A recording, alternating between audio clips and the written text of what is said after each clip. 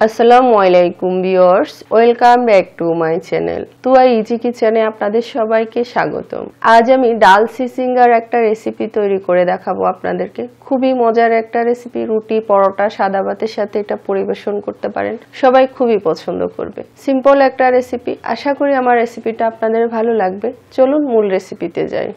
এখানে আমি বুটের ডাল নিয়েছি 1 কাপ। তো ডালে যে ময়লা থাকে, পাথর টাথর থাকে, ডালগুলো একটু বেছে নিয়েছি।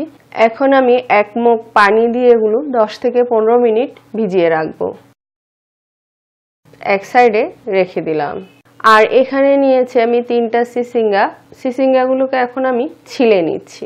খুবই মজার একটা রেসিপি এটা, রুটি পরোটা এবং সাদা ভাতের সাথে খেতে ভীষণ ভালো লাগে। খুবই মজার একটা রেসিপি, সহজভাবে করে দেখানোর চেষ্টা করেছি। আশা করি আমার রেসিপিটা আপনাদের ভালো লাগবে। আর আমার রেসিপিটা যদি ভালো লাগে লাইক কমেন্ট শেয়ার করবেন, আমার চ্যানেলটি সাবস্ক্রাইব করবেন, আমার পাশে থাকবেন, অনুরোধ রইল সবার কাছে। তো আমি সবগুলো ছিলে নিয়েছি, দেখতে পাচ্ছেন। এখন আমি এগুলো কেটে নিব। চিচিঙ্গা সব সময় চেষ্টা করবেন কচি থেকে নিতে। চিচিঙ্গাটা যত কচি হবে তত আপনার সবজিটা মজা হবে, খেতে তত বেশি ভালো লাগবে। বুড়া চিচিঙ্গা খেতে তেমন একটা মজা নাই। আমি এগুলোকে খুব বেশি পাতলাও করিনি, আবার খুব বেশি মোটাও করিনি। দেখতে পাচ্ছেন কিভাবে কেটে নিয়েছি, এরকম করে একেবারে কচি। এটা অল্প সময়ে সিদ্ধ হয়ে যাবে, আর বেশি পাতলা যদি করেন তাহলে আবার গলে যাবে। এইভাবে আমি সবগুলো কেটে নিয়েছি, দেখতে পাচ্ছেন। এখন আমি এগুলো ধুয়ে নিব। বুটের ডালটা আমি ধুয়ে নিয়ে এসেছি, দেখতে পাচ্ছেন। এখন বুটের ডালটা আমি প্রেসার কুকারে দিয়ে দিচ্ছি। আপনারা চাইলে নরমাল পাতিলে দিয়েও এটা সিদ্ধ করে নিতে পারেন। পানি দিয়ে দিলাম 2 কাপের মতো, সামান্য একটু হলদের গুঁড়ি দিয়ে দিলাম। এখন ঢাকনাটা আমি লক করে দিচ্ছি। 1 থেকে 2টা সিটি দিয়ে নিব। তো আমি 2টা সিটি দিয়ে নিয়েছি, ডালটা আমার সিদ্ধ হয়ে গেছে। এখন আমি এটা নামিয়ে নিলাম। চুলায় আমি আরেকটা পাতিল বসিয়েছি। পাতিলে সয়াবিন তেল দিয়ে দিলাম 2 টেবিল চামচের মতো। তেলটা একটু গরম হওয়ার পর পেঁয়াজ কুচি দিয়ে দিলাম সামান্য। এখন নেড়ে চেড়ে কয়েক মিনিট এগুলো ভেজে নিব। লাল করব না, জাস্ট একটু ভাজা ভাজা করে নিব। 2 মিনিট ভাজার পর আদা বাটা দিয়ে দিলাম 1/4 চা চামচ, রসুন বাটা দিয়ে দিলাম 1/4 চা চামচ। এখন আবার নেড়ে চেড়ে 1 মিনিটের মতো এগুলো ভেজে নিব, আদা রসুনের কাঁচা গন্ধটা যেন চলে যায়।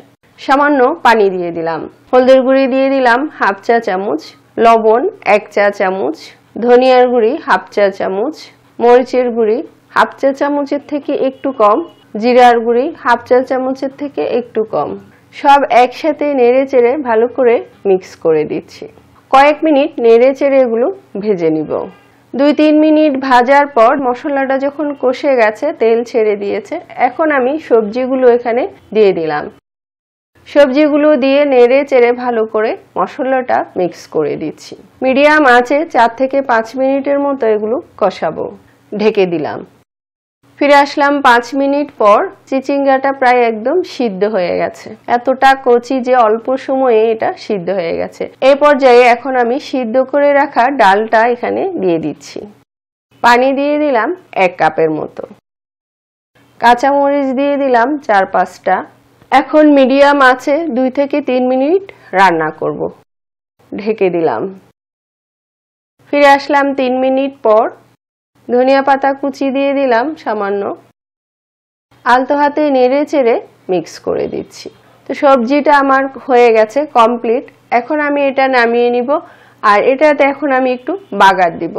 চুলায় একটা ফ্রাই প্যান বসিয়েছি, আর ফ্রাই প্যানে সয়াবিন তেল দিয়ে দিলাম 2 টেবিল চামচের মতো, গোটা জিরা দিয়ে দিলাম 1/2 চা চামচ, রসুন কুচি দিয়ে দিলাম 3-4 কোয়া, পেঁয়াজ কুচি দিয়ে দিলাম সামান্য।